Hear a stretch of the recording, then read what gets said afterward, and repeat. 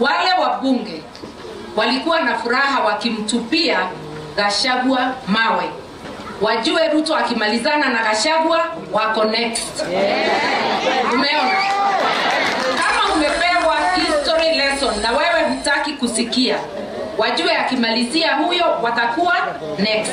Na yule atakuwa next kabisa ni yule ako na cheo. Kwa hivyo wewe ndio leader, wewe ndio utarukiwa kwanza. Hao wengine watarukiwa baadaye.